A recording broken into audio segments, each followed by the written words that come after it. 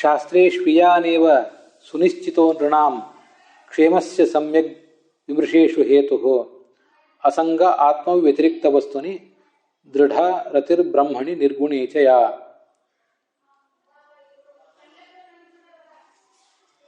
ಮಹಾಮುನಿನ ಬಾದರಾಯಣೇನ ಪ್ರಣೀತಸ್ಯ ಭಾಗವತಸ್ಯ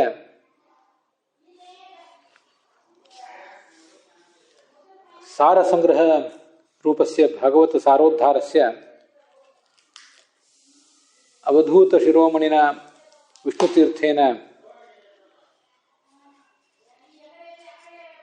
ಸಂಗೃಹೀತಸ್ಯ ಅಯಂ ಏಕಪಂಚಾಶಃ 51ನೇ ಶ್ಲೋಕ.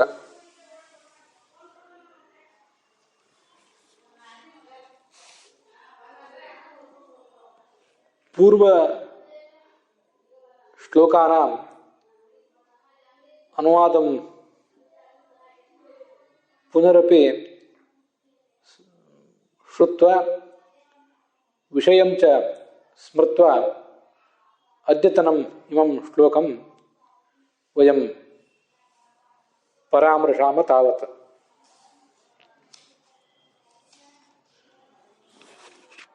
ಯೇ ಶಾಸ್ತ್ರಾಣಿ ಅಧೀಯಂತೆ ವಿಶೇಷತಶ್ಚ ಇದಂ ಭಾಗವತ ಗ್ರಂಥಂ ತೇಷಾಂ ಧರ್ಮಃ ಸಿದ್ಧ್ಯತಿ. ಪ್ರೋಜ್ಜಿತಕೈತವಃ ಧರ್ಮಃ ಕಪಟರಹಿತಃ ಧರ್ಮಃ ತೈಃ ಅಧಿಗಮ್ಯತೆ. ತಾದೃಶಂ ಚ ಧರ್ಮಂ ಅನುಷ್ಠಾತುಂ ತೇ ಪ್ರಭವಂತೆ. ಅಪಿ ಚ ಸಕಲದೋಷವಿದೂರಃ ಸಕಲಗುಣಪರಿಪೂರ್ಣಶ್ಚ ತಾಪತ್ರಯೋನ್ಮೂಲನಃ ಭಗವಾನ್ ತೈಃ ಜ್ಞಾಯತೆ. ಅತಃ ಅನ್ಯೈಃ ವಿಷಯೈಃ ಶ್ರಾವಿತೈಃ ಶ್ರುತೈರ್ವಾ ಕಿಂ ಪ್ರಯೋಜನಂ. ಏಭಿಶ್ಚ ಪರಮಮಂಗಲೈಃ ಗ್ರಂಥೈಃ ಅಧೀತೈಃ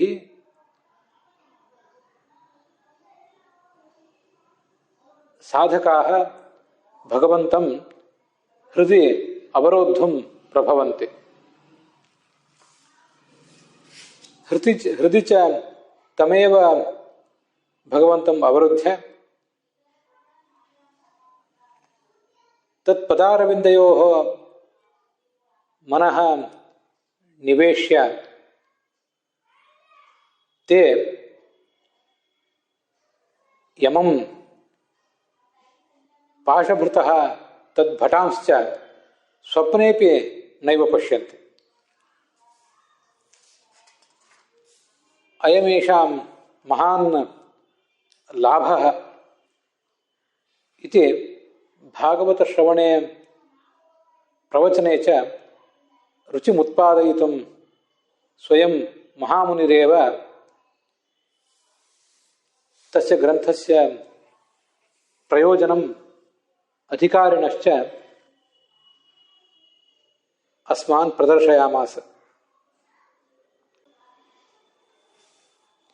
एवं संक्षिप्य शास्त्रार्थं प्रतिपाद्य अधुना अयमेव शास्त्रार्थः इति कंठतः एव प्रतिपादयन् पद्यषट्कम् एतत्पद्यव्याख्यानरूपं पठते. ಪೃಥು ಚಕ್ರವರ್ತಿಗೆ ಸನತ್ ಕುಮಾರರು ಮಾಡಿದಂಥ ಉಪದೇಶ. ಇದು ನಾವು ನೋಡಬೇಕಾದಂಥ 51ನೇ ಶ್ಲೋಕ. ಭಾಗವತದ 4ನೇ ಸ್ಕಂದದಲ್ಲಿ 22ನೇ ಅಧ್ಯಾಯದ 21ನೇ ಶ್ಲೋಕ ಇದು.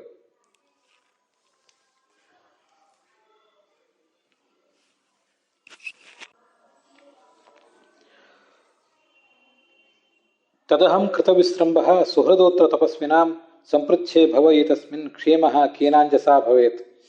ಇದು ಪೃಥು ಮಹಾರಾಜ ಸನತ್ ಕುಮಾರರನ್ನ ಪ್ರಶ್ನೆ ಮಾಡಿದ ರೀತಿ. ಈ ಸಂಸಾರದಲ್ಲಿ ಏನು ಮಾಡಿದರೆ ನಮಗೆ ಕ್ಷೇಮ ಆಗ್ತದೆ ಅಂತ ಅನ್ನೋದನ್ನು ಒಂದಿಷ್ಟು ನೀವು ವಿವರಿಸಿ ಹೇಳಬೇಕು ಅಂತ ಕೇಳ್ತಿದ್ದ ನಾವು. ಅದಕ್ಕೆ ಈ ಶ್ಲೋಕ. ಸಾಧು ಪೃಷ್ಠಂ ಮಹಾರಾಜ ಸರ್ವಭೂತ ಹಿತಾತ್ಮನ ಭವತಾ ವಿದುಷಾ ಚಾಪಿ ಸಾಧೂನಾಂ ಗತಿರೀದೃಶಿ. ನೀನು ಒಳ್ಳೆ ಪ್ರಶ್ನೆ ಕೇಳಿದ್ದೆ. ಅದಕ್ಕೆ ಹೀಗೆ ಉತ್ತರ.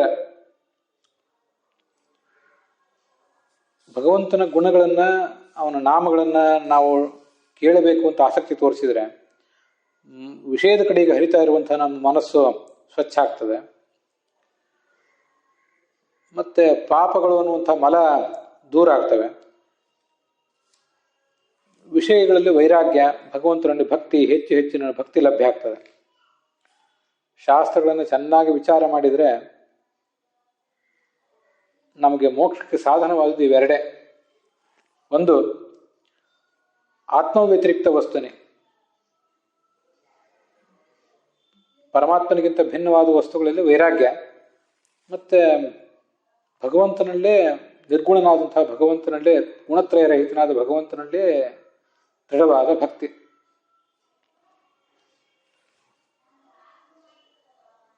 ನಿತ್ಯಾಗತ ಗುಣತ್ವಾತ್ಸ ಆತ್ಮೇತ್ವಿ ಶ್ರುತಿಶೋಧಿತ ಅಂತ. ಅವನನ್ನು ಆತ್ಮ ಅಂತ ಯಾಕೆ ಹೇಳ್ತಾರೆ? ಸರ್ವಗುಣ ಪರಿಪೂರ್ಣನಾದ್ರಿಂದ ಆತ್ಮ ಅಂತ ಅವನನ್ನು ವರ್ಣನೆ ಮಾಡ್ತಾರೆ. ಅಂಥ ಗುಣಪರಿಪೂರ್ಣನಾದ್ರಿಂದ ಅವನ ಬಗ್ಗೆ ಆಸಕ್ತಿ, ಮತ್ತು ಅವನನ್ನು ಬಿಟ್ಟು ಬೇರೆ ಯಾರಲ್ಲೂ ಆಸಕ್ತಿ ಇಲ್ಲದೇ ಇರುವುದು. ಇದು ಶಾಸ್ತ್ರದ ನಿರ್ಣಯ.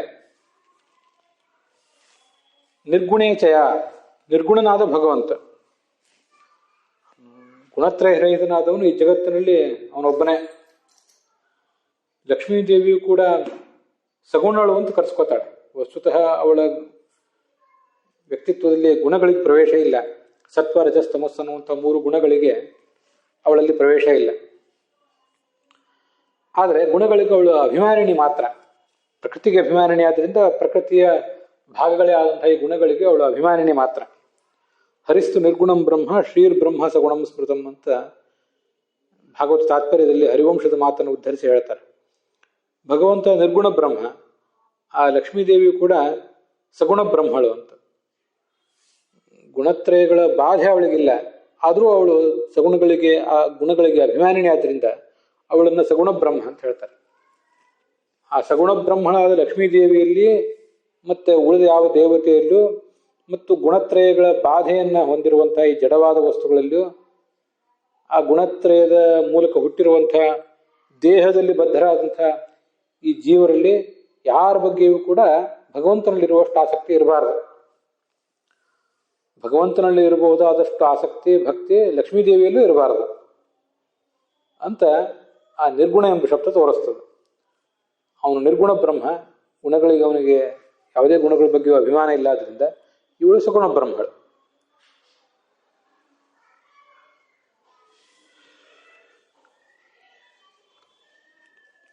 ಕಪಟರಹಿತವಾದ ಧರ್ಮ ನಮಗೆ ಸಿಗಬೇಕು ಅಂತ ಬಂತಲ್ಲ. ಕಪಟರಹಿತವಾದ ಧರ್ಮ ಅಂದರೆ ಮತ್ತೆ ವಸ್ತುತಃ ಧರ್ಮ ಅಂದರೆ ಏನು? ಸಪ್ತಮ ಸ್ಕಂದದಲ್ಲಿ ನಾರದರು ಧರ್ಮರಾಜನಿಗೆ ತೋರಿಸುವಂಥ, ಉಪದೇಶ ಮಾಡಿರುವಂಥ ಧರ್ಮಗಳಿವೆ. 4 ಶ್ಲೋಕಗಳನ್ನೇ ಅಲ್ಲಿ ಹೇಳ್ತಾರೆ. ಸತ್ಯಂ ದಯಾ ತಪಶೌಚಂ ತಿತಿಕ್ಷ್ಯ ಇಜ್ಜಾ ಶಮೋತಮಃ ಅಂತ. ಸತ್ಯವನ್ನು ಹೇಳುವುದು, ಕರುಣೆ ತೋರಿಸುವುದು, ತಪಸ್ಸು ಮಾಡುವುದು, ಅಂತರಂಗ ಬಹಿರಂಗದ ಶೌಚ, ತಿತಿಕ್ಷಾ ಅಂದರೆ ಸಹನೆ, ಇಜ್ಜ ಅಂದರೆ ಯಜ್ಞಾದಿಗಳಲ್ಲಿ ತೊಡಗುವುದು, ಶಮ ಅಂದರೆ ಭಗವಂತನಲ್ಲಿ ಭಕ್ತಿ, ದಮ ಅಂದರೆ ಇಂದ್ರಿಯ ನಿಗ್ರಹ, ಅಹಿಂಸ ವ್ಯರ್ಥವಾಗಿ ಯಾವುದೇ ಜೀವಕ್ಕೆ ಹಿಂಸೆ ಕೊಡುವುದು, ಬ್ರಹ್ಮಚರ್ಯ, ತ್ಯಾಗ, ಸಂತೋಷ, ಮತ್ತು ಆರ್ಜವ ಅಂದರೆ ಸರಳತೆ, ಪ್ರಾಮಾಣಿಕತನ, ಮತ್ತೆ ಸ್ವಾಧ್ಯಾಯ, ಸಮದೃಕ್ ಸೇವಾ ಅಂತಿದೆ. ಅದೆಲ್ಲವನ್ನು ನಾನು ಇಲ್ಲಿಗೆ ವಿವರಿಸಿ ಹೇಳೋದಿಲ್ಲ, ಮುಂದೆ ಭಾಗವತದಲ್ಲಿ ಹೇಳ್ತೇನೆ. ಗ್ರಾಮ್ಯ ಈಹ ಉಪರಮ, ಗ್ರಾಮ್ಯ ಪದಾರ್ಥಗಳು, ಪ್ರಾಕೃತ ಪದಾರ್ಥಗಳೇನಿವೆ ಅವುಗಳಲ್ಲಿ ಈಹ ಅಂದರೆ ಆಸೆ, ಆ ಆಸೆಯನ್ನು ಉಪರಮ ಬಿಟ್ಟಿರುವುದು. ನೃಣಾಂ ವಿಪರ್ಯಯ ಈಹ ಈಕ್ಷಾ, ಮೌನ, ವ್ಯರ್ಥವಾದ ಮಾತನಾಡದೇ ಇರುವುದು. ಆತ್ಮವಿಮರ್ಶನ, ತನ್ನ ವ್ಯಕ್ತಿತ್ವವನ್ನು ಯಾವತ್ತೂ ಕೂಡ ವಿಮರ್ಶೆ ಮಾಡ್ಕೊಳ್ತಾ ಇರೋದು.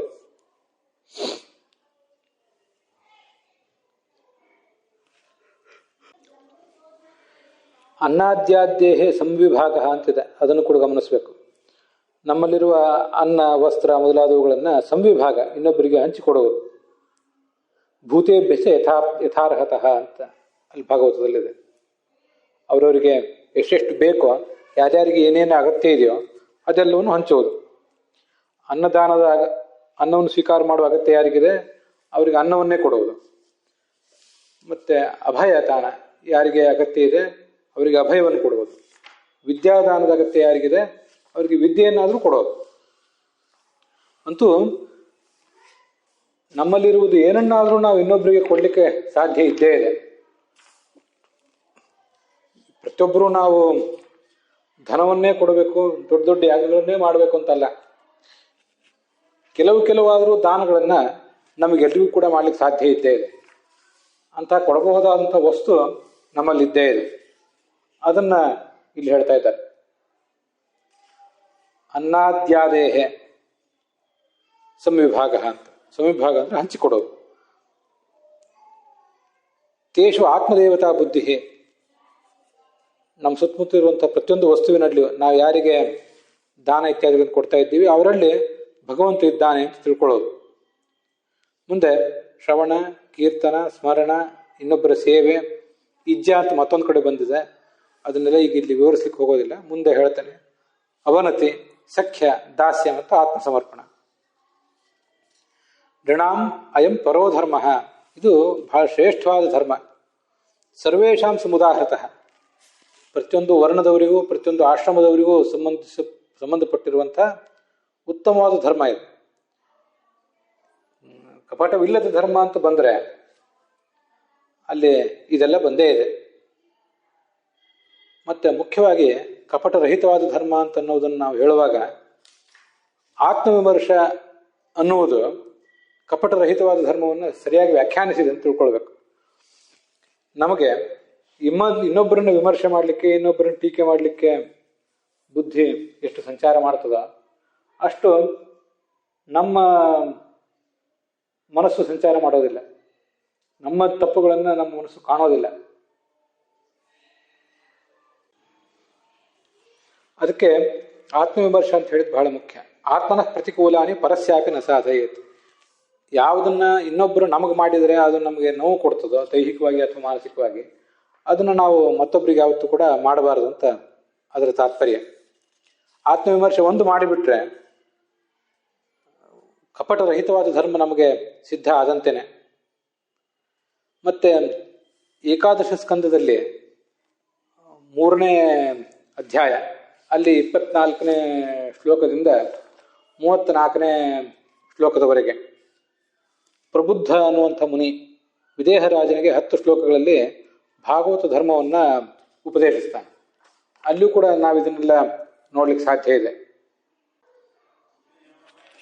ಮನಸ್ಸನ್ನು ಪೂರ್ಣವಾಗಿ ಅಸಂಗ ಮಾಡುವುದು, ಮತ್ತೆ ಸಜ್ಜನರಲ್ಲೇ ಸಂಘ ಇಡುವುದು, ದಯೆ, ಮೈತ್ರಿ, ಪ್ರಶ್ರಯ ಅಂದರೆ ವಿನಯ, ಅಂತರ್ಬಹಿರಂಗ ಶೌಚ, ತಪಸ್ಸು, ತಿತಿಕ್ಷಾ ಅಂದರೆ ಸಹನೆ, ಮೌನ, ಸ್ವಾಧ್ಯಾಯ, ಆರ್ಜವ ಅಂದರೆ ಸರಳತೆ, ಪ್ರಾಮಾಣಿಕತನ ಅಂತ ಅರ್ಥ, ಬ್ರಹ್ಮಚರ್ಯ, ಅಹಿಂಸಾ, ದ್ವಂದ್ವ ಸಮತ್ವ, ಎಲ್ಲ ರೀತಿಯಾದ ಸುಖ ದುಃಖ ಮೊದಲಾದವುಗಳನ್ನು ಸಹಿಸಿಕೊಳ್ಳುವುದು, ಆತ್ಮೇಶ್ವರ ಅನ್ವೀಕ್ಷ. ಅದರ ಹೆಚ್ಚಿನ ಅರ್ಥಗಳನ್ನು, ವ್ಯಾಖ್ಯಾನದ ಅರ್ಥಗಳನ್ನು ಮುಂದೆ ಹೇಳ್ತೇನೆ. ಈಗ ಹೊಳೆದ ಅರ್ಥಗಳನ್ನು ಮಾತ್ರ ಹೇಳ್ತಿದ್ದೇನೆ. ನಾನು ಪರಮಾತ್ಮ ನಾನು ಪ್ರತಿಬಿಂಬ ಮತ್ತು ಪರಮಾತ್ಮ ಬಿಂಬ ಅನ್ನುವಂಥ ಅನ್ವೀಕ್ಷ ತತ್ವಜ್ಞಾನ. ಕೈವಲ್ಯ, ಇದರ ಅರ್ಥವನ್ನು ಮುಂದೆ ಹೇಳ್ತೇನೆ. ಅನಿಕೇತನ, ನನಗಾಗಿ ನನ್ನ ಜೀವನಕ್ಕೊಂದು ಸ್ಥಿರವಾದ ನೆಲೆ ಇರಬೇಕು, ಮನೆ ಇರಬೇಕು ಅಂತ ಭ್ರಮಿಸದೇ ಇರುವುದು. ವಿವಿಕ್ತ ಚೀರವಸನ, ವಿವಿಕ್ತ ಅಂದರೆ ಏಕಾಂತದಲ್ಲಿರುವುದು, ಚೀರವಸನ ಯಾವುದು ಸಿಕ್ಕಿತೋ ಅದನ್ನ ಸ್ವೀಕಾರ ಮಾಡುವುದು. ಸಂತೋಷ, ಭಾಗವತ ಶಾಸ್ತ್ರದಲ್ಲಿ ಶ್ರದ್ಧಾ, ಅನ್ಯತ್ರ ಅನಿಂದ, ಇದ್ರ ಬಗ್ಗೆ ಎಲ್ಲ ಹಿಂದೆ ಸಾಕಷ್ಟು ನೋಡಿದ್ದೇವೆ. ಭಗವಂತನ ಪ್ರತಿಪಾದನೆ ಮಾಡುವ ಶಾಸ್ತ್ರದಲ್ಲಿ ಶ್ರದ್ಧಾ ಇರಬೇಕು, ಬೇರೆ ಇದರಲ್ಲಿ ನಿಂದೆ ಮಾಡಬೇಕಾಗಿಲ್ಲ ಅಂತ ಒಂದು ಅರ್ಥ. 2 ಥರ ಪದಚ್ಛೇದ ಮಾಡಿದ್ದಾರೆ ಅಲ್ಲಿ. ಬೇರೆದನ್ನ ನಾವು ನಿಂದೆ ಮಾಡ್ತಾ ಕೂತ್ಕೋಬೇಕಾಗಿಲ್ಲ. ಅದು ಭಗವಂತನ ಜ್ಞಾನಕ್ಕೆ ಬಾಧಕವಾಗಿದ್ದರೆ ಅದನ್ನು ನಿಂದಿಸಬೇಕು ಅಂತ. ಹೀಗೆ ನಿಂದ ಅನಿಂದ ಅಂತ 2 ಥರ ಪದಚ್ಛೇದ ಮಾಡಿದ್ದಾರೆ. ಮನಸ್ಸನ್ನು, ವಾಣಿಯನ್ನು ಮತ್ತು ಶರೀರವನ್ನು ಹದ್ದುಬಸ್ತಿನಲ್ಲಿಡೋದು. ಸತ್ಯ, ದಮ, ಶಮ, ಶ್ರವಣ, ಕೀರ್ತನ, ಧ್ಯಾನ, ಈ ಭಾಗವತ ಧರ್ಮಗಳನ್ನು ಶಿಕ್ಷೇತ್ ಎಲ್ಲರೂ ಕೂಡ ಅಭ್ಯಾಸ ಮಾಡಬೇಕು. ಮತ್ತು ಭಗವಂತನ ಪೂಜಾರೂಪವಾಗಿ ಆ ಕಾರ್ಯಗಳನ್ನೆಲ್ಲ ಮಾಡಬೇಕು. ಎಲ್ಲವನ್ನೂ ಅವನಿಗೆ ಅರ್ಪಿಸಬೇಕು. ಸೋತ್ತಮರು ಯಾರಿದ್ದಾರೆ, ನನಗಿಂತ ಶ್ರೇಷ್ಠರು, ಅವರಲ್ಲಿ ಭಕ್ತಿಯಿಂದ ಸೇವೆ ಮಾಡಬೇಕು. ಭಕ್ತರೊಂದಿಗೆ ಬೆರೆತು ಆ ಪರಸ್ಪರವಾಗಿ ಹರಿಕಥೆಯನ್ನು ಕೇಳಬೇಕು. ಆನಂದದಿಂದ ಮೈ ಮರೆಯಬೇಕು. ಇತಿ ಭಾಗವತಾನ್ ಧರ್ಮಾನ್ ಶಿಕ್ಷನ್ ಭಕ್ತ್ಯಾ ತದುತ್ಥಯ ನಾರಾಯಣ ಪರೋ ಮಾಯಾಂ ಅಂಜಸ್ತರತಿ ದುಸ್ತರಾಮ್. ಹೀಗೆ ಮಾಡಿದರೆ ಆ ಮಾಯೆಯನ್ನು ದಾಟ್ಲಿಕ್ಕೆ ಸಾಧ್ಯ ಅಂತ ಅಲ್ಲಿ ಬಂದಿದೆ. ಮುಂದೆ 52ನೇ ಶ್ಲೋಕ. ತತ್ಶ್ರದ್ಧೆಯ ಭಗವದ್ಧರ್ಮಚರ್ಯೆಯ ಜಿಜ್ಞಾಸಯಾಧ್ಯಾತ್ಮಿಕ ಯೋಗನಿಷ್ಠೆಯ ಯೋಗೇಶ್ವರೋಪಾಸನೆಯ ಚ ನಿತ್ಯಂ ಪುಣ್ಯಶ್ರವ ಕಥೆಯ ಪುಣ್ಯಯಾಚ. ಇದು 4ನೇ ಸ್ಕಂದದ 22ನೇ ಅಧ್ಯಾಯದ 22ನೇ ಶ್ಲೋಕ. ಪೃಥು ಮಹಾರಾಜನ ಚರಿತ್ರೆಯಲ್ಲಿ ಬರುವಂತಹ ಕಥೆ ಅದು. ಈ ಶ್ಲೋಕ ಯಾಕೆ ಹೊರಟಿದೆ, ಅದರ ಪ್ರಶ್ನೆ ಏನು ಅಂದರೆ, ವಿಷಯದಲ್ಲಿ ವಿರಕ್ತಿ, ಭಗವಂತನಲ್ಲಿ ಭಕ್ತಿ, ಇವೆರಡೇ ಮೋಕ್ಷಕ್ಕೆ ಸಾಧನ ಅಂತ ಹೇಳಿದ್ರಿ. ಆದರೆ ಅವೆರಡೇ ಮೋಕ್ಷಕ್ಕೆ ಸಾಧನ ಅಂತ ಹೇಳೋದು ಹೇಗೆ? ಭಗವಂತನಲ್ಲಿ ಶ್ರದ್ಧಾ, ಅಧ್ಯಾತ್ಮ ವಿಚಾರ, ಮಹಾತ್ಮರ ಸೇವಾ ಮಾಡುವುದು, ನಿಂದೆ ಮಾಡದೇ ಇರುವುದು, ಇವು ಅನೇಕ ಗುಣಗಳಿವೆ ಅಲ್ಲ, ದ್ವಂದ್ವ ಸಹನೆ ಮೊದಲಾದದ್ದು, ಅವು ಎಲ್ಲ ಮೋಕ್ಷಕ್ಕೆ ಸಾಧನ ಆಗಿರುವಾಗ ಅವನ್ನು ಬಿಟ್ಟು ಕೇವಲ ವಿರಕ್ತಿ ಮತ್ತು ಭಗವಂತನಲ್ಲಿ ಭಕ್ತಿ ಇವೆರಡೇ ಮೋಕ್ಷ ಸಾಧನ ಅಂತ ಹೇಗೆ ಹೇಳ್ತೀರಿ ಅಂತ ಪ್ರಶ್ನೆ. ಅದಕ್ಕೆ ಉತ್ತರ ಹೀಗೆ. ನೈತೆ ಸಾಕ್ಷಾತ್ ಪುರುಷಾರ್ಥ ಹೇತವಃ ಕಿಂತು ಅಸ್ಮಾಭಿಃ ಪುರುಷಾರ್ಥ ಸಾಧನತೆಯ ಉಕ್ತಯೋಃ ಅಸಂಗರತ್ಯೋಃ ಏವ ಹೇತವಃ. ಇವೆಲ್ಲ ಈಗ ಕೇಳಿದ ಕೆಲವು ಗುಣಗಳು, ಶ್ರದ್ಧಾ, ಅಧ್ಯಾತ್ಮ ವಿಚಾರ, ಮಹಾತ್ಮರ ಸೇವೆ, ನಿಂದೆ ಮಾಡದೇ ಇರುವುದು ಮೊದಲಾದದ್ದು ಇದೆಯಲ್ಲ, ನೇರವಾಗಿ ನಮಗೆ ಮೋಕ್ಷಕ್ಕೆ ಕಾರಣ ಅಲ್ಲ. ಇವು ವಿಷಯದಲ್ಲಿ ವಿರಕ್ತಿ ಮತ್ತು ಭಗವಂತನಲ್ಲಿ ಆಸಕ್ತಿ, ಇದು ಮೋಕ್ಷಕ್ಕೆ ಕಾರಣ. ಈ ಉಳಿದ ಸಂಗತಿಗಳೇನಿವೆಯಲ್ಲ, ಇವೆಲ್ಲ ವಿಷಯದಲ್ಲಿ ವೈರಾಗ್ಯ ಬರಲಿಕ್ಕೆ ಮತ್ತು ಭಗವಂತನಲ್ಲಿ ಭಕ್ತಿ ಬರಲಿಕ್ಕೆ ಕಾರಣಗಳು ಮಾತ್ರ ಅಂತ ಭಾಗವತ ತಾತ್ಪರ್ಯ ಈ ಭಾಗವತ ತೋರಿಸಿಕೊಟ್ಟಿದೆ. ಅದರಲ್ಲಿದು ಮೊದಲನೇ ಶ್ಲೋಕ ನಾವೀಗ ನೋಡಿದ್ದು. ಪರಮಾತ್ಮನಲ್ಲಿ ಶ್ರದ್ಧಾ ಇಟ್ಟುಕೊಂಡು ಭಾಗವತ ಧರ್ಮವನ್ನು ಅನುಷ್ಠಾನಿಸಬೇಕು. ಅಧ್ಯಾತ್ಮ ಯೋಗದಲ್ಲಿ ಯಾವತ್ತೂ ನಿಷ್ಠೆ ಇರಬೇಕು. ಮತ್ತೆ ಯಾರು ಮಹಾತ್ಮರಾಗಿದ್ದಾರೆ ಅವ್ರ ಸೇವಾ ಮಾಡಬೇಕು. ಮಹಾತ್ಮನಂದ್ರೆ ಅಂಥವರು ಯೋಗದ ಬಲದಿಂದ ಶಾಪವನ್ನು ಕೊಡಬಲ್ಲಂಥವರು ಮತ್ತು ಅನುಗ್ರಹವನ್ನು ಮಾಡಬಲ್ಲಂಥವ್ರು. ಇದ್ರಲ್ಲಿ ಬಂದಿರೋದು ಶಾಪ ಯೋಗೇಶ್ವರ ಉಪಾಸನೆಯಾಚ ನಿತ್ಯಂ ಅಂತ. ಅಂಥವ್ರು ಸೇವಾ ಮಾಡಬೇಕು. ಮತ್ತು ಭಗವಂತನ ನಾಮರೂಪಗಳನ್ನು ಧ್ಯಾನಿಸ್ಬೇಕು. ಇದು ಅಲ್ಲಿ ಬಂದಿರುವಂಥ ವಿಚಾರ. ಮುಂದೆ ಅರ್ಥೇಂದ್ರಿಯಾರಾಮ ಗುಣೇಶ್ವ ತೃಷ್ಣಯ ತತ್ಸಮ್ಮತಾನಾಂ ಅಪರಿಗ್ರಹೇಣ ಚ ವಿವಿಕ್ತ ರುಚ್ಯ ಪರಿತೋಷ ಆತ್ಮನ್ ವಿನಾ ಹರೇರ್ ಗುಣಪೀಯೂಷ ಪಾನಾತ್. ಇದು 23ನೇ ಶ್ಲೋಕ. ಅಲ್ಲೇ ಆ ಪೃಥುವಿನ ಕಥೆಯಲ್ಲೇ.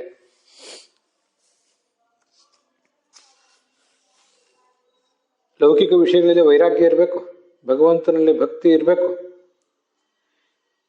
ಇದು ಯಾವುದರಿಂದ ಸಾಧ್ಯ ಅಂದರೆ ತ್ಯಾಗದಿಂದ ಸಾಧ್ಯ.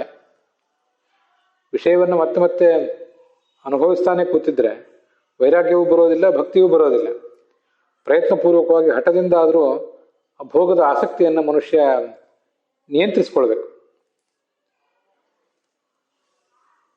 ಮತ್ತೆ ತತ್ಸಮ್ಮತಾನಾಂ ಅಪರಿಗ್ರಹೇಣ ಚ, ಕೆಲವರು ಯಾರು ಈ ಐಹಿಕ ಸುಖವೇ ಪುರುಷಾರ್ಥ, ಅದೇ ಜೀವನದ ಹೆಗ್ಗುರಿ ಅಂತ ಭ್ರಮಿಸಿದವರು ಇರ್ತಾರೆ. ಅವರ ಸಂಘವನ್ನೇ ಬಿಟ್ಟು ದೂರ ಇರಬೇಕು. ಈ ದುರ್ಜನದ ಸಂಘ ಅಂತ ಅನ್ನೋದು ಆ ವಿಷಯದ ಆಸೆ ದೂರ ಆಗಲಿಕ್ಕೆ ಕಾರಣ ಆಗ್ತದೆ. ಸಂಘ ಸರ್ವಾತ್ಮನಾತ್ಯಾಜ್ಯ ಸತೇ ತ್ಯಕ್ತುಂ ನ ಶಕ್ಯತೆ. ಸದ್ಭಿಸ್ ಸಹ ಸಕರ್ತವ್ಯ ಸತಾಂ ಸಂಘೋ ಹಿ ಭೇಷಣಂ ಅಂತ ಒಂದು ಮಹಾಭಾರತದಲ್ಲಿ ಮಾತು ಕೇಳಿ ಬರ್ತದೆ. ಸಂಘವನ್ನೇ ಪೂರ್ಣವಾಗಿ ದೂರ ಇಡಬೇಕು. ಅದು ಸಾಧ್ಯ ಆಗದೆ ಹೋದರೆ ಸಜ್ಜನರ ಸಂಘವನ್ನು ಮಾಡಲೇಬೇಕು. ಸಂಘವು ಭಾಗವತೇರ್ ಭೂಯಾನ್, ವಿರಕ್ತನಾದವನು ಕೂಡ ಸಜ್ಜನರ ಸಂಘವನ್ನು ಮಾತ್ರ ಮಾಡಲೇಬೇಕು ಅಂತ ಹೇಳಿದ್ದಾರೆ. ಯಾರು ಇಹ ಜಗತ್ತಿನ ಸುಖಗಳಲ್ಲಿ ಸ್ಥಾನ ಮಾನ ಧನಗಳಲ್ಲಿ ಆಸಕ್ತರಾದವರಿದ್ದಾರೆ ಅವರಿಗೆ ಅಂಥವ್ರ ಸಂಪರ್ಕದಿಂದ ನಮ್ಮ ಮನಸ್ಸು ಕೂಡ ಅಲ್ಲೇ ತೊಡಗಿಬಿಡ್ತದೆ. ಅದಕ್ಕಾಗಿ ಅಂಥವ್ರನ್ನ ದೂರ ಇಡಬೇಕು ಅಂತ ಶಾಸ್ತ್ರ ನಮ್ಮನ್ನ ಎಚ್ಚರಿಸೋದು. ನಾವು ಯಾರ ಸಂಪರ್ಕ ಮಾಡಿರ್ತೀವೋ ಅವರ ಗುಣಗಳು ನಮ್ಮಲ್ಲೂ ಕೂಡ ಸಂಕ್ರಾಂತ ಆಗ್ತವೆ. ಅದಕ್ಕೆ ಬಹಳ ಎಚ್ಚರಿಕೆಯಿಂದ ನಾವು ಯಾರ ಜೊತೆ ಸಂಗಮ ಮಾಡಬೇಕು, ಯಾರ ಸಹವಾಸ ಮಾಡಬೇಕು ಅನ್ನೋದನ್ನ ಆಯ್ಕೆ ಮಾಡ್ಕೋಬೇಕು.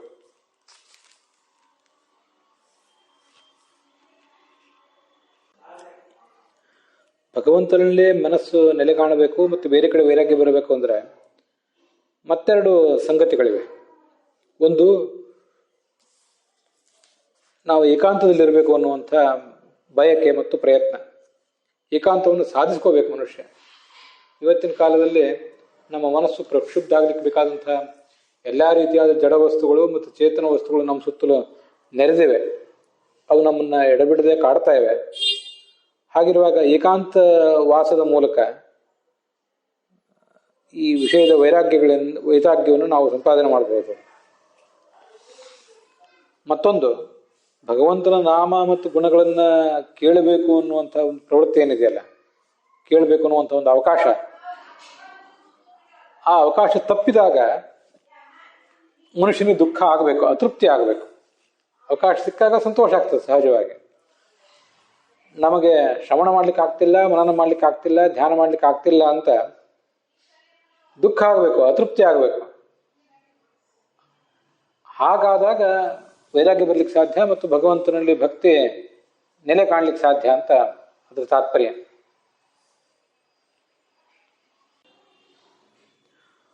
ಇವತ್ಯಾವುದೋ ಆಹಾರ ಪದಾರ್ಥವನ್ನು ಸ್ವೀಕಾರ ಮಾಡದೆ ಹೋದರೆ, ಮತ್ತಾರನ್ನು ನೋಡದೆ ಹೋದರೆ ಏನೊಂದು ಅತೃಪ್ತಿ ಮನಸ್ಸಿನಲ್ಲಿ ಕಾಡ್ತದೆ. ಅದನ್ನು ಅನುಭವಿಸಿದ ಮೇಲೆ ಸಮಾಧಾನ ಆಗ್ತದಲ್ಲ, ಅಂಥ ಒಂದು ಒತ್ತಡ ಮನಸ್ಸಿನಲ್ಲಿ ನಿರ್ಮಿತ ಆಗ್ತದಲ್ಲ, ದೇಹದಲ್ಲಿ ನಿರ್ಮಿತ ಆಗ್ತದಲ್ಲ, ಅಂಥದೇ ಒತ್ತಡ ಭಗವಂತನ ಕುರಿತಾದ ಶ್ರವಣ ಮನನ ಧ್ಯಾನ ಇವನ್ನ ಮಾಡದೆ ಹೋದಾಗ, ಪ್ರವಚನಾದಿಗಳನ್ನು ಮಾಡದೆ ಹೋದಾಗ ಅಂಥ ದುಃಖ ಆಗಬೇಕು ಮನಸ್ಸಿಗೆ. ಹಾಗೆ ದುಃಖ ಆದಾಗಲೇ ಅವನು ವೈರಾಗ್ಯವನ್ನ ಮತ್ತೆ ಭಗವಂತನಲ್ಲಿ ಭಕ್ತಿಯನ್ನ ಕಾಣ್ಲಿಕ್ಕೆ ಸಾಧ್ಯ ಅಂತ ಅದರ ತಾತ್ಪರ್ಯ ಆಗ್ತದೆ.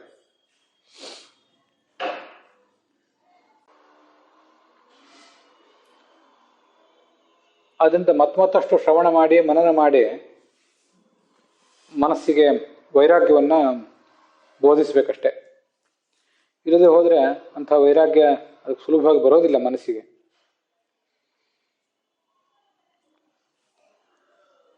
ಮುಂದೆ 54ನೇ ಶ್ಲೋಕ, ಅದು ಕೂಡ 4ನೇ ಸ್ಕಂದದ 22ನೇ ಅಧ್ಯಾಯದಲ್ಲೇ 24ನೇ ಶ್ಲೋಕ. ಅದು ಒಂದಾದ್ಮೇಲೆ ಒಂದು ಬರುವಂತಹ ಶ್ಲೋಕಗಳಿವೆಲ್ಲವೂ ಕೂಡ.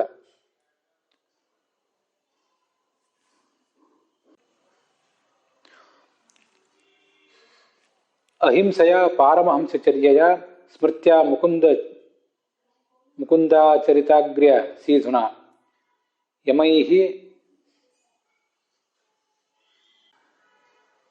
ಅಕಾಮೈಹಿ ನಿಯಮೈಹಿ ಅನಿಂದಯ ನಿರೀಹಯ ದ್ವಂದ್ವತಿತಿಕ್ಷಯ ಚ.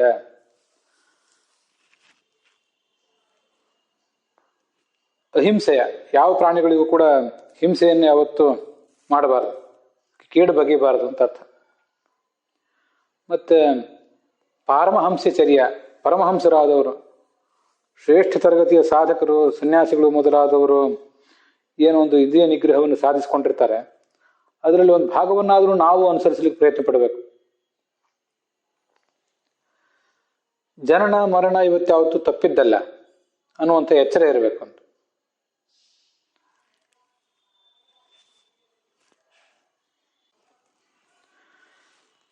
ಮತ್ತೆ ವಿಷಯ ಭೋಗವನ್ನು ನಾವು ಏನು ಮಾಡ್ತೀವಿ ಅದು ಅನಿತ್ಯ, ಅದು ಶಾಶ್ವತವಾಗಿ ನಮ್ಮ ಜೊತೆಗೆ ಇರುವಂಥದ್ದು ಅಲ್ಲ ಅನ್ನುವಂಥ ಎಚ್ಚರ ಇರಬೇಕು. ಭಗವಂತನ ಕಥಾಮೃತವನ್ನು ಪಾನ ಮಾಡುವುದರಲ್ಲಿ ಆಸಕ್ತಿ ಇರಬೇಕು.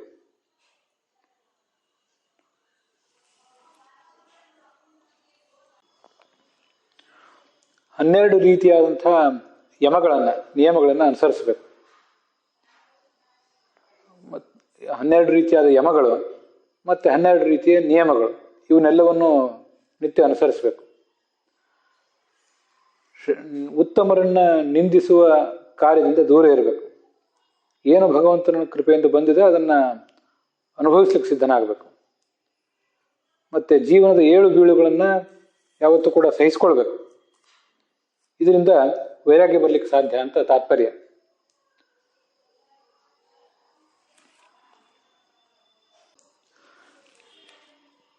ಹನ್ನೆರಡು ಯಮಗಳನ್ನು ಅದೇ ಭಾಗವತದಲ್ಲಿ ವರ್ಣಿತ ಆಗಿದ್ದನ್ನ ವಿಷ್ಣು ತೀರ್ಥರು ಸಂಗ್ರಹಿಸಿದ್ದಾರೆ. ಶೌಚಂ ಜಪಸ್ತಪೋ ಹೋಮ ಶ್ರದ್ಧಾ ಆತಿಥ್ಯಂ ಮದರ್ಚನಂ ತೀರ್ಥ ಪರ್ಯಟನಂ ಪರಾರ್ಥೇಹ ತುಷ್ಟಿ ಆಚಾರ್ಯ ಸೇವನಂ ಅಂತ 12 ಯಮಗಳಿವು. ಅಂತರ್ಬಹಿರಂಗ ಶೌಚ, ಗಾಯತ್ರಿ, ವಿಷ್ಣು ಸಹಸ್ರನಾಮ ಮೊದಲಾದ ಮಂತ್ರಗಳ ಜಪ, ತಪಸ್ಸು, ಸಮಾಧಿ ಸ್ಥಿತಿಯಲ್ಲಿ ಬಹಳ ಶ್ರೇಷ್ಠರಾದವರು ಸಾಧಕರು ಕೂತ್ಕೊಂಡು ತಪಸ್ಸು ಮಾಡ್ತಾರೆ. ನಮ್ಗೆ ಅದು ಆಗದೆ ಹೋದರೂ ಕೂಡ ಏಕಾಗ್ರ ಮನಸ್ಕರಾಗಿ ಸ್ವಲ್ಪ ಹೊತ್ತಾದರೂ ಧ್ಯಾನ ಮಾಡ್ಲಿಕ್ಕೆ ಪ್ರಯತ್ನ ಪಡಬೇಕು. ಹೋಮ, ವೈಷ್ಣುದೇವ ಉಪಾಸನಾದಿ ಹೋಮಗಳು, ಶ್ರದ್ಧಾ ಮತ್ತು ಆತಿಥ್ಯ, ಬಂದ ಅತಿಥಿಗಳಿಗೆ ಸತ್ಕಾರ ಮಾಡೋದು, ಭಗವಂತನ ಪೂಜೆ, ತೀರ್ಥ ಕ್ಷೇತ್ರಗಳಿಗೆ ಸಂಚಾರ ಮಾಡೋದು, ಪರಾರ್ಥೇಯ ಇನ್ನೊಬ್ಬರ ಬೇಕು ಬೇಡಗಳನ್ನು ಗಮನಿಸುವುದು, ಮತ್ತು ಆಚಾರ್ಯ ಸೇವನಂ ಗುರುಗಳನ್ನು ಸೇವಿಸುವುದು, ಮತ್ತು ತುಷ್ಟಿ ಏನು ಲಬ್ಧ ಇದೆಯೋ ಅದರಲ್ಲೇ ಸಂತೋಷ ಕಾಣೋದು. ಇವುಗಳಿಗೆ ಯಮ ಅಂತ ಹೇಳ್ತಾರೆ. ನಿಯಮಗಳು ಅಂದರೆ ಏತೇ ಯಮಾಹ ಸುನಿಯಮಾಹ ಉಭಯೋ ದ್ವಾದಶ ಸ್ಮೃತಾಃ ಇತಿ ವಚನಾತ್.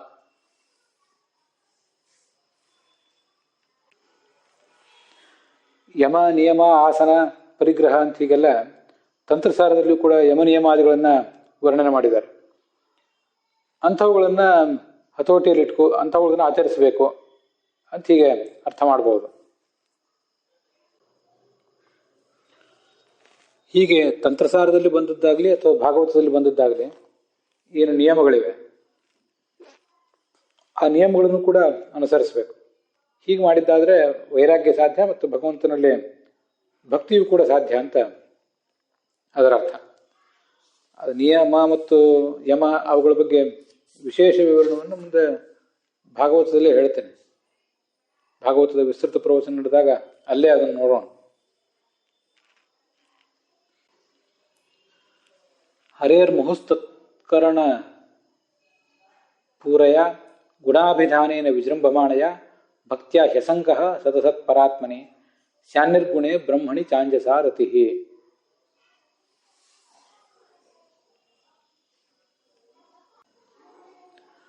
ಭಗವಂತನ ಭಕ್ತರಾದವರು ಯಾರಿದ್ದಾರೆ ಅವರಿಗೆ ಮತ್ತೆ ಮತ್ತೆ ಭಗವಂತನ ಗುಣಗಳನ್ನು, ನಾಮಗಳನ್ನು ಶ್ರವಣ ಮಾಡಿಸೋದು.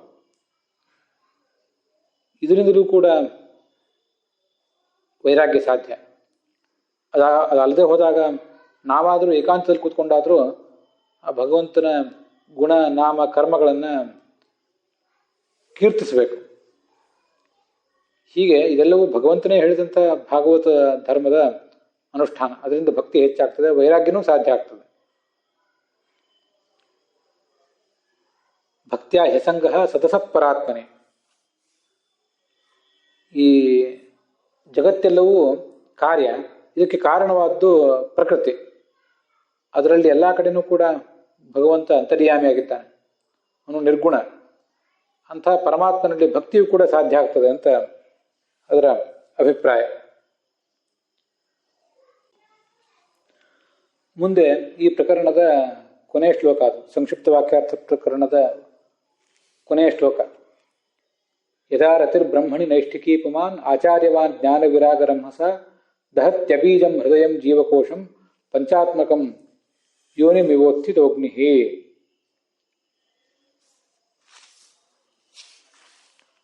ಗುರುಗಳಿಂದ ಅನುಗ್ರಹ ಪಡ್ಕೋಬೇಕು ಭಕ್ತನಾದವನು. ಅವನು ಅಪರೋಕ್ಷ ಜ್ಞಾನ ಇತ್ಯಾದಿಗಳನ್ನು ಸಂಪಾದನೆ ಮಾಡಬೇಕು, ವೈರಾಗ್ಯವನ್ನು ಸಂಪಾದನೆ ಮಾಡಬೇಕು. ಆವಾಗ ಭಕ್ತಿ ಪಕ್ವ ಆಗ್ತದೆ. ನಾನು ಹಿಂದೆ ಹೇಳಿದ್ದೆ, ಆ ಅಪರೋಕ್ಷ ಜ್ಞಾನ ಬಂದಾದ್ಮೇಲೆ ಮತ್ತೆ ಭಕ್ತಿ ಪಕ್ವ ಆಗ್ತದೆ.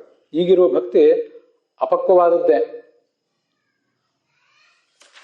ಹೀಗೆ ಭಕ್ತಿಯನ್ನು ಪಕ್ವ ಮಾಡಿಕೊಂಡು ಅವನು ಸಾಧನೆಯನ್ನು ಮುಂದುವರಿಸ್ತಾ ಹೋದರೆ ಈ ಶರೀರ ಏನು ಅವನಿಗಿದೆ, ಲಿಂಗ ಶರೀರ, ಅದರ ಮೇಲೆ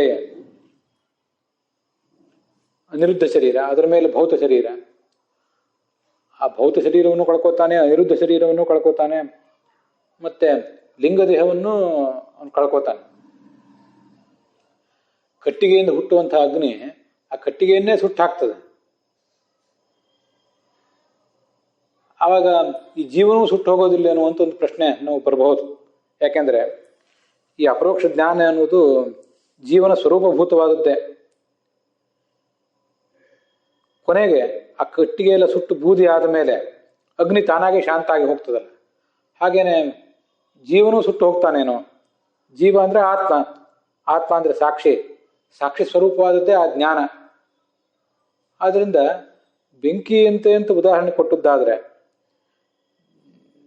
ಕೊನೆಗೊಂದು ಹಂತದಲ್ಲಿ ಆ ಜ್ಞಾನವು, ಆ ಜ್ಞಾನಕ್ಕೆ ಕಾರಣವಾದಂತಹ ಸಾಕ್ಷಿಯು ಎರಡೂ ಇಲ್ಲವಾಗೋದಿಲ್ಲೇನು ಅಂದ್ರೆ ಹಾಗೇನಿಲ್ಲ.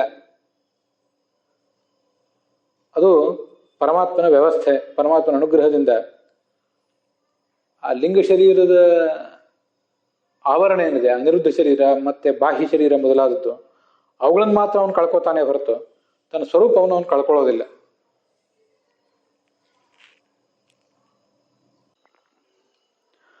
ಭಾಗವತ ತಾತ್ಪರ್ಯದಲ್ಲಿ ಬರುವಂತಹ ಕೆಲವು ಸಂಗತಿಗಳನ್ನ ಇಲ್ಲಿ ನಾವು ನೋಡಬಹುದು. ದಹತ್ಯಬೀಜಂ ಅಂತ ಹೀಗೆ ಬಂತಲ್ಲ ಈ ಶ್ಲೋಕದಲ್ಲಿ, ದಹತ್ಯಬೀಜಂ ಹೃದಯಂ ಜೀವಕೋಶಂ ಅಂತ. ಅಬೀಜಂ ಹೃದಯಂ, ಬೀಜ ಹೃದಯಂ ಸ್ವರೂಪೋಪಾಧಿಂ ವಿನಾ ಅಂತ. ಸ್ವರೂಪಕ್ಕೇನು ನಾಶ ಆಗೋದಿಲ್ಲ, ಜೀವ ಸ್ವರೂಪಕ್ಕೆ, ಸಾಕ್ಷಿ ಸ್ವರೂಪಕ್ಕೇನು ನಾಶ ಆಗೋದಿಲ್ಲ. ಲಿಂಗ ಶರೀರ ಅನ್ನುವಂಥ ಬಾಹ್ಯ ಉಪಾಧಿಯನ್ನು ಮಾತ್ರ ಜ್ಞಾನ ಸುಟ್ಟಾಗ್ತದೆ. ಅಲ್ಲಿ ಭಾಗವತ ತಾತ್ಪರ್ಯದಲ್ಲಿ ಹೇಗಿದೆ, ಜೀವೋಪಾಧಿ ದ್ವಿಧಾ ಪ್ರೋಕ್ತ ಸ್ವರೂಪಂ ಬಾಹ್ಯಮೇವ ಚ, ಬಾಹ್ಯೋಪಾಧಿ ಲಯಂ ಯಾತಿ ಮುಕ್ತಾವನ್ಯಸ್ಯ ಚ ಕ್ಷಯ. ಜೀವಕ್ಕೆ ಎರಡು ರೀತಿಯಾದ ಉಪಾಧಿಗಳಿವೆ. ಕನ್ನಡಿ ಅಂತನ್ನೋದು ಒಂದು ಉಪಾಧಿ. ಅದರಲ್ಲಿ ನಮ್ಮ ಮುಖವೆಂಬ ಬಿಂಬ ಹೋಗಿ ನಿಂತಾಗ ಪ್ರತಿಬಿಂಬವನ್ನು ಮೂಡ್ತದಲ್ಲ, ಹಾಗೆ ಪರಮಾತ್ಮನೆಂಬ ಬಿಂಬಕ್ಕೆ ನಾವು ಪ್ರತಿಬಿಂಬರಾಗಲಿಕ್ಕೆ ಎರಡು ಉಪಾಧಿಗಳಿವೆ. ಒಂದು ಬಾಹ್ಯ ಉಪಾಧಿ, ಮತ್ತೊಂದು ಆಂತರಿಕ ಉಪಾಧಿ ಅಂತ. ಆ ಆಂತರಿಕ ಉಪಾಧಿಯಾದಂತಹ ಜೀವಕ್ಕೆ ಯಾವುದೇ ರೀತಿಯಾದ ನಾಶ ಇಲ್ಲ. ಅಪರೋಕ್ಷ ಜ್ಞಾನ ಬಂದಾಗ ಬಾಹ್ಯೋಪಾಧಿಯಾದಂಥ ಲಿಂಗ ಶರೀರ ಮಾತ್ರ ನಷ್ಟ ಆಗ್ತದೆ, ಸ್ವರೂಪೋಪಾಧಿಗೇನೂ ಆಗೋದಿಲ್ಲ. ಆ ಸ್ವರೂಪೋಪಾಧಿಯಾದಂಥ ಜೀವ ಸ್ವರೂಪ ಮುಕ್ತಿಯಲ್ಲೂ ಕೂಡ ಇದ್ದೇ ಇರ್ತದೆ. ಸರ್ವೋಪಾಧಿ ವಿನಾಶೇಚ ಪ್ರತಿಬಿಂಬ ಕಥಂ ಭವೇತ್ ಅಂತ ಕೇಳ್ತದೆ ಭಾಗವತ ತಾತ್ಪರ್ಯ. ಒಂದು ವೇಳೆ ಪೂರ್ಣ ಶರೀರವೇ, ಪೂರ್ಣ ಸ್ವರೂಪವೇ ಬಾಹ್ಯ ಸ್ವರೂಪ ಉಪಾಧಿ ಮತ್ತು ಆಂತರಿಕ ಉಪಾಧಿ ಎರಡೂ ನಷ್ಟ ಆಗೋದಾದ್ರೆ ಜೀವ ಸ್ವರೂಪಕ್ಕೆ ನಾಶ ಆಗಿಬಿಡ್ತದಲ್ಲ. ಕಥಂಚ ಆತ್ಮವಿನಾಶಾಯ ಪ್ರಯತ್ನ ಸ್ಥಿತಿ ಕ್ವಚಿತ್. ಆತ್ಮಸ್ವರೂಪವೇ ನಷ್ಟ ಆಗಿಬಿಡ್ತದೆ. ಆತ್ಮಸ್ವರೂಪವನ್ನೇ ನಾಶ ಮಾಡಿಕೊಳ್ಳುವುದು ಅದೆಂಥ ಪುರುಷಾರ್ಥ. ಅದಕ್ಕಾಗಿ ಪ್ರಯತ್ನ ಯಾರು ಪಡ್ತಾರೆ? ಅಪಮರ್ಥತಾಚ ಮುಕ್ತೇ ಸ್ಯಾತ್ ಅಭಾವಾತ್ ಪುಂಸಯೇವತು. ಪುರುಷಾರ್ಥ ಅಂದ್ರೆ, ಪುರುಷ ಅಂದ್ರೆ ನಾವು ಜೀವರು, ಆ ಜೀವರಿದ್ರೆ ಪುರುಷಾರ್ಥ. ಆ ಪುರುಷ ಶಬ್ದವಾಚ್ಯನಾದ ಜೀವನೇ ಇಲ್ಲದೆ ಹೋದ್ರೆ ಆ ಪುರುಷಾರ್ಥ, ಮೋಕ್ಷ ಪುರುಷಾರ್ಥ ಆಗೋದಾದ್ರೂ ಹೇಗೆ? ಜ್ಞಾನಜ್ಞೇಯಾದ್ಯಭಾವಾಚ್ಚ ಸರ್ವಥಾ ನೋಪಪದ್ಯತೆ. ಜೀವನೇ ಇಲ್ಲದೆ ಹೋದ್ರೆ ಅವನೇನು ಸುಖ ಅನುಭವಿಸ್ತಾನೆ? ಸುಖ ಅನುಭವಿಸುವ ಪ್ರಶ್ನವಾದರೂ ಎಲ್ಲಿಂದ ಬರ್ತದೆ? ತಸ್ಮಾದ್ ಈತನ್ ಮತಂ ಯೇಷಾಂ ತಮೋನಿಷ್ಠಾ ಹಿ ತೇ ಮತಃ ಅಂತ ಸ್ಕಂದ ಪುರಾಣದ ಮಾತಿದೆ. ಆದ್ರಿಂದ ಜ್ಞಾನ ಬಂದಾಗ ಜೀವ ಸ್ವರೂಪಕ್ಕೆಂದು ನಾಶ ಆಗೋದಿಲ್ಲ. ಜೀವ ತನ್ನ ಅಸ್ತಿತ್ವವನ್ನೇ ಕಳ್ಕೊಂಡು ಪರಮಾತ್ಮನಲ್ಲಿ ಲೀನ ಆಗುವುದಲ್ಲ, ತನ್ನ ಅಸ್ತಿತ್ವವನ್ನು ಕಳೆದುಕೊಳ್ಳದೇನೆ ಆ ಪರಮಾತ್ಮನಲ್ಲಿ ಅವನು ಪ್ರವೇಶ ಮಾಡ್ತಾನೆ ಅಂತ ಅದರ ಅರ್ಥ.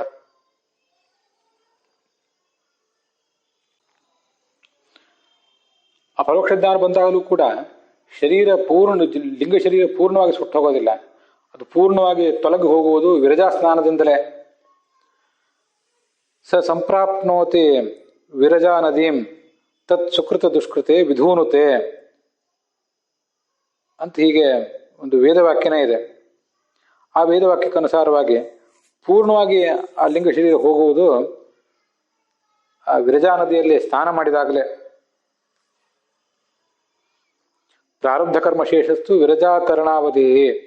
ಪ್ರಾರಬ್ಧ ಕರ್ಮಗಳು ಆ ಜೀವನನ್ನ ಬೆನ್ನಟ್ಟುವುದು ಕೂಡ ಆ ವಿರಜಾ ನದಿಯಲ್ಲಿ ಆತ ಸ್ನಾನ ಮಾಡುವವರಿಗೆ ಮಾತ್ರ. ಹೀಗಿದು ಒಟ್ಟಾರೆ ಆ ಸಂಕ್ಷಿಪ್ತ ಶಾಸ್ತ್ರಾರ್ಥ ಪ್ರಕರಣ. ಭಗವಂತನಲ್ಲಿ ಹೇಗೆ ಭಕ್ತಿ ಮೂಡಬೇಕು, ವಿಷಯದಲ್ಲಿ ವೈರಾಗ್ಯ ಹೇಗೆ ಮೂಡಬೇಕು ಅಂತ ಅನ್ನೋದನ್ನ ನಮಗೆ ವಿವರಿಸಿದಂಥ ಒಂದು ಉತ್ತಮವಾದಂಥ ಭಾಗ ಇದು. ಅಲ್ಲಿಗೆ ಈ 56ನೇ ಶ್ಲೋಕದ ವಿವರದೊಂದಿಗೆ ಈ ಭಾಗ ಸಮಾಪ್ತವಾಗಿದೆ.